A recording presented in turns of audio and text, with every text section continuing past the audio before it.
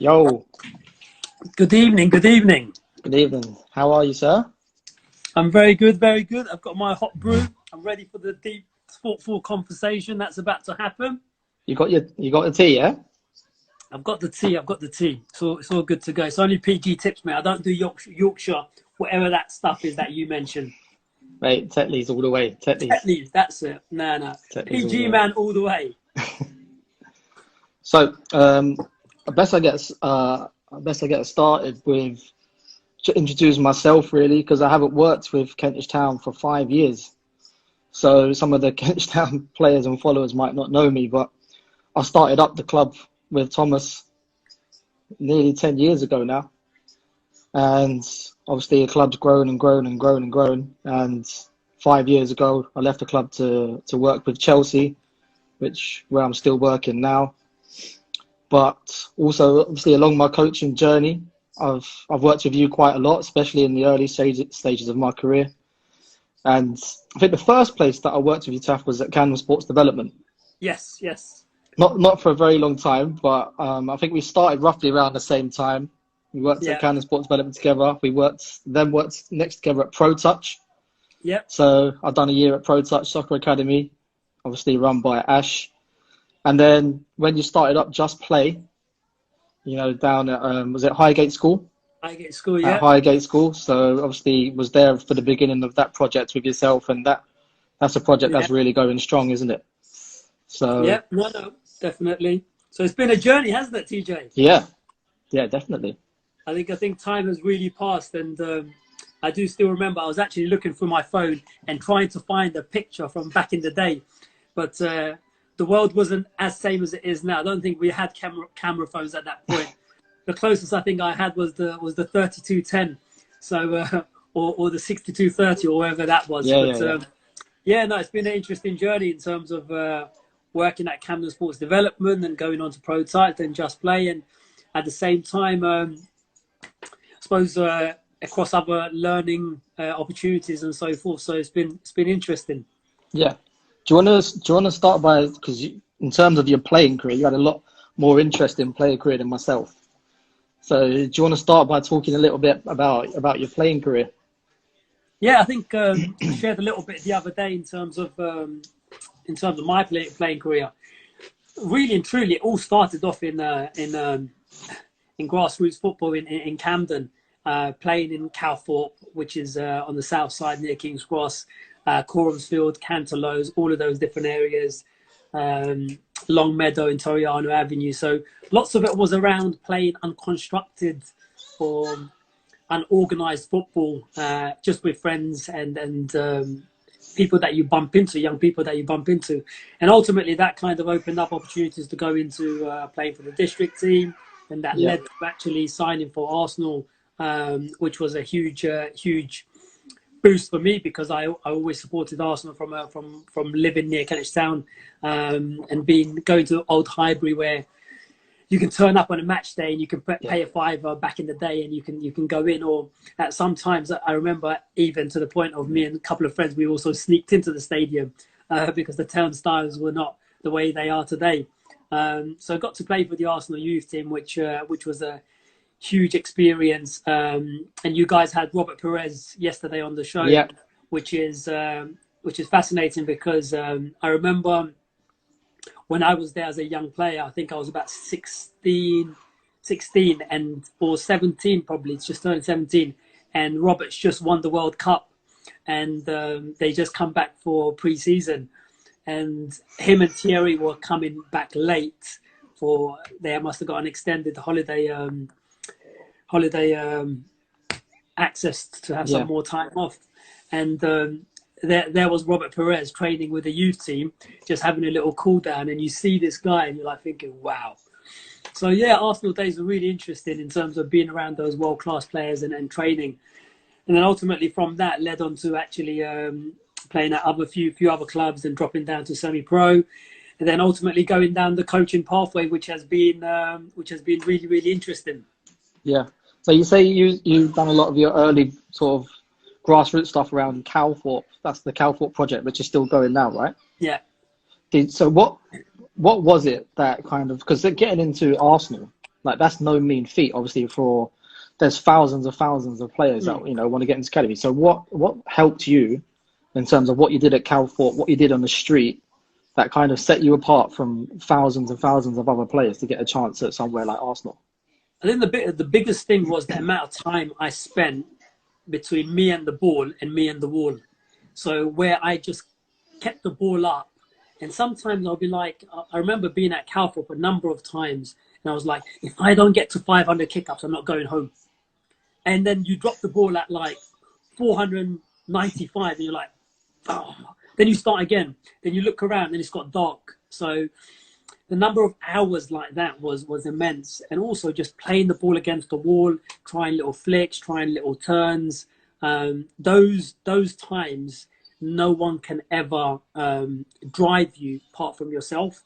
And I would say that was the biggest thing that gave me a edge, was that I repeated and I'd done so many repetition sessions on mastering the initial part of that technical foundation. And that all came from me. And at the same time, I suppose it was a lot about just you enjoy doing tricks and flicks and things like that. That's how you got your I suppose you got your bragging rights in some ways, or your social status. Where these days it's about, oh, I've got an iPhone, or I've got a Nike hoodie on, or blah blah blah. It was more about what can you perform, what's your art, what's something that someone else can't do, that where you have to give your blood and sweat to, rather than, oh, I just paid for it, I just instantly go and buy it. So that was probably the biggest driver in that sense. What local leagues did you play in? Did you play in the Market Road League, or was you playing at Corns Fields? So I played a little bit in the Cornfield League, but my main football was actually, in terms of league-wise, I played in the Middlesex League. And because I was going to school in Barnet, I actually played for the Barnet district team and the Middlesex district team. By most of my football was all around Camden. In terms of the league football, it was really interesting because playing in Market Road or playing in Cornsfield in the leagues back then, it was literally just turn up and play. Some teams had kits, or it used to be the manager used to turn up with the kit, and the kit would be from last week's. It's still smelly, it's still in the bag, and it was just a matter of just putting a shirt and just playing. Where now it's almost like, well, I got to put on the shirt, the socks, I got to look like Ronaldo before I got to start playing. Where back then I feel like it was just get your shirt on and go and play games. So yeah. And how did Arsenal come about? Was you seen playing in one of those grassroots leagues, or for your district team? Yeah, Arsenal came about through playing for the district team for Barnet, and then also I was at QPR at the time after being on trial at a few other clubs, and I can't remember what game I played. I think it was Fulham or something in a QPR academy game, and I scored a few goals, and that was that. It was a matter of just okay. And someone knew someone at Arsenal, and they mentioned that, I think it was, and that kind of opened up the opportunity to go and play. Yeah. And how long was you at Arsenal for? I was up there till so from 12 to 18, so just over 6 years, and that time really just flew by. One of the biggest things was being in the Arsenal full-time training program, which was about catching the bus from Toriano Avenue and getting all the way to Essex, leaving at 6 a.m. and coming home at 7 p.m, and still doing your homework and everything else. That time really flew. Yeah. And what happened after Arsenal? Where did you go from Arsenal on to? After Arsenal, I kind of went back and forward in terms of playing non-league. So I played at Hendon for a little bit back then. Then I went to America to a club called Atlanta Silverbacks. But things didn't work out, and I had some family situations that made me return back to the UK. Ended up playing at Ebbsfleet for a season, and then Fisher Athletics, and went on a few other clubs like Bristol City on trial, and Rushden and Diamonds back then, which was a big club. But yeah, didn't quite find my feet because I had some injuries on my, like knee injuries and hamstring injuries, that kept on mentally affecting me rather than physically affecting me, and that became a catalyst in me stopping playing when I done my knee the third time when I was around 24. Yeah. So that was at Ebbsfleet, and I was having a really good season in terms of playing and scoring and so forth. But yeah, that finished up and then went into coaching at various different organisations. Do you think it's much different now in terms of young players, getting picked up by big clubs? And, do you think it's harder to get into a club now than what it was, say 20 years ago or so when you was getting into that type of level of football? Do you think it's harder to stand out now? I think it's not. I don't think it's harder to stand out as such. I think now clubs are picking up players earlier, and because of that, I don't think players are going through the journey. This is what I really want. Where I think when you're 10, 11, 12 or 9, 10, 11, 12 and you're training and you're practicing against the wall, kids are getting picked up such a relatively young age that it's more so, oh, you've got a little bit of potential now, let's see if we can get you in and Yeah. actually harness that potential, where you've got a little bit of potential, but you're really working with the potential and trying to get yourself to a level, and then clubs naturally come in. I think the system has kind of met in the middle, almost like we'll get you in early because we don't want to Yeah. miss you in the system. Not to say there's players that haven't been training for ages and developing their skill sets and so forth, but I really believe that there is an element of there needs to be more work done from the player themselves to actually get that opportunity. Yeah. Do you think that obviously players getting in the system now at 6 years old at a Cat 1 club pre-academy, do you think that's too early for players to get involved in that type of level? Do you think they should have more fun and enjoyment with their friends in the younger stages? Or I think 100%. I think there needs to be an awareness for players to actually develop as people and just play the game as young people and play multi-sports. I think early specialization doesn't really set players up for the long run. So yeah, the later kind of pickup would be better. And there is some clubs around Europe that are almost like, we're not going to pick up a player until they hit 11, 12 or 13 even. And really allowing them to grow that foundation of the basic physical literacy to what they enjoy away from football, getting used to playing with their mates and so forth. So yeah, no, definitely would say there could be a better awareness of when and how to pick up players.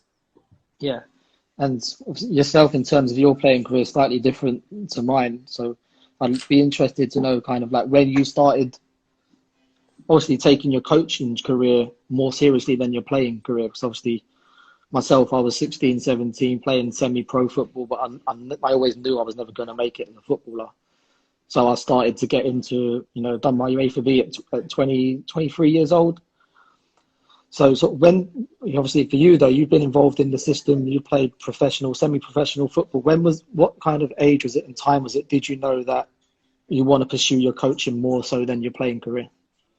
I think mine was a little bit more default in the sense, and we'll come back to your situation as well. It's more so if I didn't do like my knee the third time, I think I would have continued playing. After the third op, it was like, okay, this is something that mechanically was not working out for me in terms of my physical state of my body. So I kind of transitioned more of a by a default situation rather than by choice, and that impacted me because I wanted to play. And again, I wouldn't say it's more because of the actual physical injury. It was more the mental injury that kind of carried me. So I think different players and different people in different situation will get indication on where they are. But I think at the same time, I think the hope to make it and people stopping because of that is one thing. But I think if you have the right support mechanisms and you enjoy the game and you keep playing because you finished at 16, who knows what you could have been at 21 if you kept on playing. And it's just having that kind of people and mindset around you to keep you going. And I suppose at that moment in time for me, I kind of stopped because I kind of locked myself away, and I kind of then look at it as a bigger opportunity. But if I could have spoken to some people, it might have been different. I might have been able to play for a little bit longer. So what was your big thing then? You said you stopped playing because you thought you couldn't make it, and you pursued the coaching journey. Yeah, and that, I always kind of knew that, when I was in secondary school, when I was, playing, even when I was playing for Kentish Town, that I knew I wasn't really going to go any higher than that level. So, but, I was working for Camden Sports Development from, 16, 17 years old. And it just got to a period where I just thought, am I going to go, do I want to go into be a professional coach, or, am I happy continuing to coach at Camden and then maybe go down a different route? I want to start my own business. And I think it was when I started my UEFA B license, and I thought, there's hundreds of thousands of level 1 coaches, thousands of level 2 coaches. But I think when you start taking your UEFA B, UEFA A courses, that's what kind of shows that you're really, you really want to take your coaching as far as you can, really. Yeah. So that was it for me. I think that's one thing, but I think there must have been something else that was underlining in your character, where you enjoyed the game, or something that was driving it. It couldn't just be, I'll do my levels. Because one of the things that I say is that it's not about your coaching level, but your level of coaching. And those people that believe in it's not about the level of coaching, it's not about your coaching level, but your level of coaching, seem to have a burning desire to ultimately improve and get better and keep moving forward. So I kind of sense that it wasn't that you wanted to just do your UEFA B, but there was something else that was driving you. What could have that been? What might have that been? I'm not sure, to be honest. I mean, I think I was the youngest one on the course. For sure, there was coaches in their 40s, 50s, even like early 60s on the course.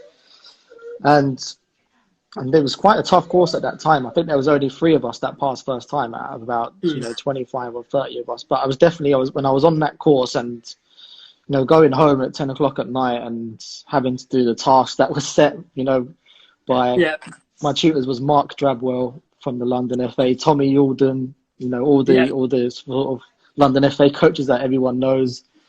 But that's when you realise that if you want to be serious and you want to take it to the professional level, then you have to put in those unsociable hours work. I think at that time I'd been up to see you coach at Arsenal a few times, so I kind of knew what the level was, and I think that's where somewhere that I wanted to get to. I wanted to to be good enough to be able to coach there and coach some top players. So I think that was a motivation. What I'm getting from that as well is that while you thought, education, you had to do your coaching education, and that was that. But to go and watch other coaches, to drive to other places, to ask questions, there is a deeper driving characteristics where you want to improve and you want to get better. And I think those are the real big drivers in where you get to and how far you get to. So whether someone's got an A license or you're doing your B license, that's just a tick. But on the other side, it's like, well, when you do get that, there's still more to learn. So it's a bit like more you learn, the less you know. So it seems like you're always chasing that thing where you always want to improve. And I think that is the biggest driver in a player, but also within I think those coaching courses earlier on, one of the first ones I went on was with Ray Lee. From Myland. I know that Ray Lee, and myself and Tom and Martin was with Ray Lee in Myland. Yeah. And one of the things he said about, your level 2, your UEFA Ray is a bit like a driving test. You go there, you drive how they want you to drive, but as soon as you pass, you go and do your own thing again. And I think it is quite similar to that, isn't it? How it was rigid back in the day. It's different now. Having just done my A license at St George's Park, it's not as rigid as it used to be. But it was kind of like you have to coach the FA formula. A lot of stop, stand still, that type of stuff. Yeah. But when you go away and you coach your players, you coach at your club. You have to bring your own personality out. And that's the thing. I think that's where the courses have shifted, and not the courses have shifted, people's mindset have realized that developing coaches, you're not developing to deliver a syllabus. So it's not like having 30 people in a classroom and that's that. These people come from all different environments and they need to be able to actually go back to their environment and deliver. So in that way, course has been more about the coach and the coach's environment rather than deliver what's in the book and so forth. So I think that's been a huge step in moving the courses forward, and that's also allowed coaches to build better working professional relationships with the players and allowing the players to really get more than just football, get more than just running around and so forth. So in that way, definitely things have moved on for the better. And yourself, I know you've coached at Arsenal Academy, you've coached at the Spurs Academy, you've coached with England, with the youth age groups at England as well. So sort of, how did you go on that journey, and sort of what made you want to go that way as well? It's interesting because I suppose as you learn more and it's that saying, you seem to know less, and more I've been learning and more I'm like, okay, it works like that here. I wonder how it works somewhere else. And it was similar, that Spurs to Tottenham journey was really good for my development because it gave me a real contrasting view and also pushed me out of my comfort zone because I needed to adapt and meet new people and work with new people, think about things differently, because we can all become very habitual and institutionalized by being in one environment for too long. So that kind of transition was really helpful. And working with England came about through, there was an opportunity to apply for a mentorship role with the FA. And I remember doing the application, and I never spoke so courageously in an application in all my life. And to this day, whenever I do a job application, I almost like, where is that application? Because that cover letter, I poured myself into it. This is what I'm about. This is what I want to do. This is how I see the game, and said it as it was, and said it the way I wanted to say it.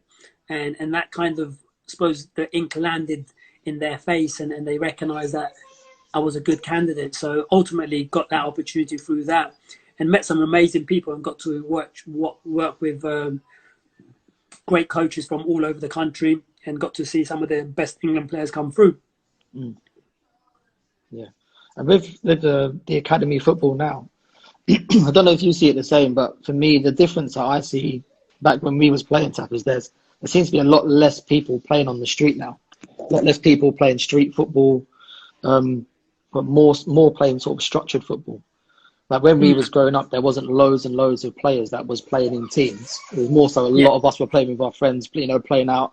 I remember playing in Maitland Park pitch. Hours and hours every single day, playing 4-goal with my mates, and not all of us play for teams.